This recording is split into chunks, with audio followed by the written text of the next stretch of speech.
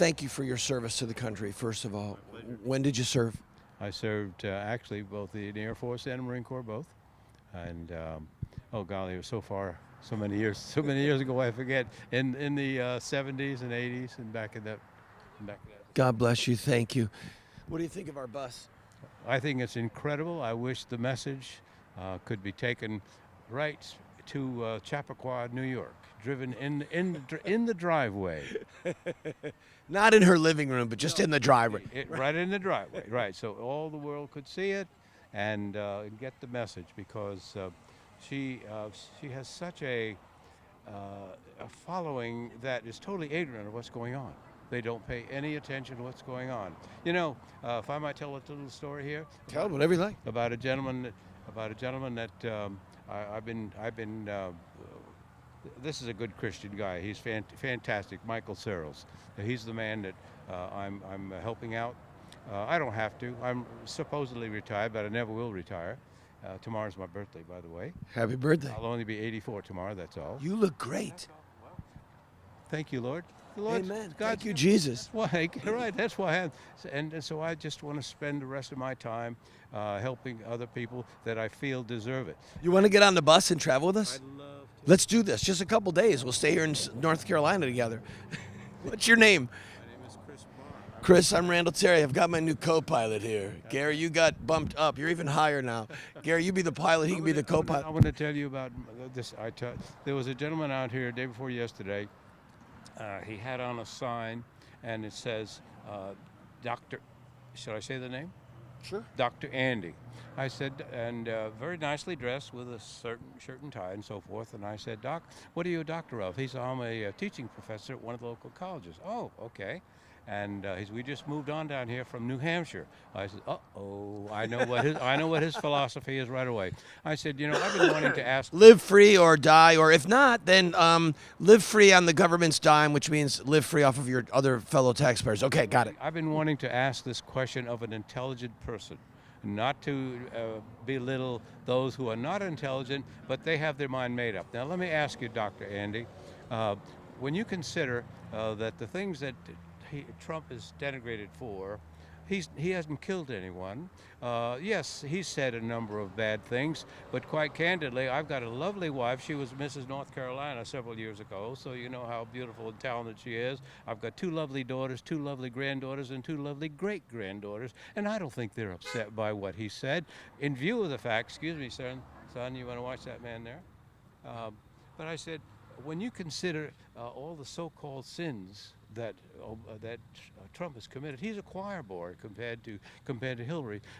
Now explain to me, Dr. Andy, how can you forgive him for I can list you 7 or 8 things, all of which are treasonous, any one of which he could be indicted, and except he'll never be with the current Attorney General. We know. You mean Hillary or Bill? Well, with the current attorney. No, I'm saying, who are you talking about getting indicted? About Hillary, yeah. Absolutely. Yeah, I mean, Bill, we'll get him later on. But as soon as we change attorney generals, and we will when Trump becomes elected. But I say, how can you possibly vote for someone with your intelligence and just completely overlook all of these things that she has done that did result in the death of people?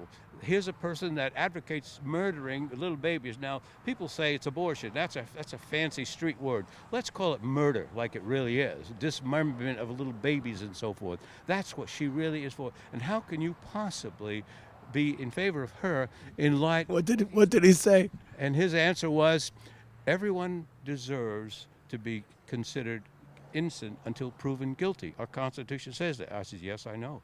I'm a pretty good student of the Constitution. As a matter of fact, I'm a political science major in college and so on and so on. But I said, that is your lame excuse? He said, well, as a matter of fact, all she needs to do is be indicted and taken to a court of law one time for any one of those 6, and she'd be behind the bars right now. Well, she deserves a chance, because everyone is innocent until proven guilty. That is the response of an intelligent individual who's teaching at one of our colleges, hopefully not in this town. Oh, can you imagine the impact that someone like that can have on the brain and the thought process of young people? Percentage, I think 78% of colleges they're liberal. Every one of the professors and so forth. Now, my daughter is a teaching professor at Forsyth College in in Winston-Salem, I guarantee you she's not liberal.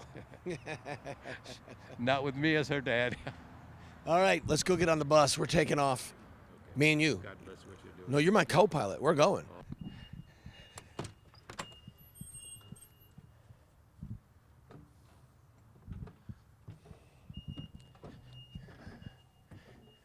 I think I like this. This is rather nice, as a matter of Go ahead, fact. sit down. Let's fire this bad boy up. Well, Terry, Lift that up for you. are you sure? Are you sure you want to lose this job? Because I'm about ready to take it away from you. Indeed, I am. I mean, this is fantastic. The fact that you can go around the country advertising the Lord and at the same time telling the truth about the most despicable, one of the most despicable individuals that God's ever created. Perhaps I shouldn't say that on a Christian program, but it's true. It's true. Indeed it is. So thank you for inviting me to take over. And when would you like us to pick you up, or would you just want to be left here in Jacksonville? I'm flying home. You're looking at Chris, the new captain. Good luck. Indeed. Indeed I am. Well, I was a captain in the Air Force and a major in the Marine Corps, so I guess I could accept this job, as a matter of fact. So indeed a pleasure. Thank you for introducing me to this wonderful, magnificent instrument of God, and also of denigrating, telling the world just exactly why doesn't the world wake up to what Hillary's doing? My heavens to Betsy. Anyway, if I can get a little political, we need to vote for Trump. Yes, indeed, he said a few bad things, but he didn't kill anybody. He wasn't responsible for any deaths or anything, and in fact, compared to her, he's a choir boy. We'll pick you up on the way back through town, maybe next year. Okay, you grab the mic. I'm out of here. All right, you're out of here. Thank you. Take care. Is that okay? Take control. I've taken control indeed. We're still rolling, I assume? Indeed, we're rolling. Well, you know, I'm absolutely thrilled that you folks have come here, because more and more people need to do this. I've been a Christian all my life, but not that I brag about that, but I'm proud of the fact that I am. But more than that, why don't people understand? I don't have to be political, because that's what you're here for. You've got a political message on the side of this magnificent machine, and it tells the truth. And I just wish that by some miracle of God that you could be in so many places. And I would highly urge that maybe we better take off and leave town right now. And how many hours is it to Chappaqua, New York? Because we need to park this thing right smack dab in her front. Right in her, not in her living room. We don't want to go into that house, because it's probably filled with things we wouldn't want to do or see. But we need to park it right back in the driveway. How about that? Could we do that? Let's go. Let's go. Okay. Cut.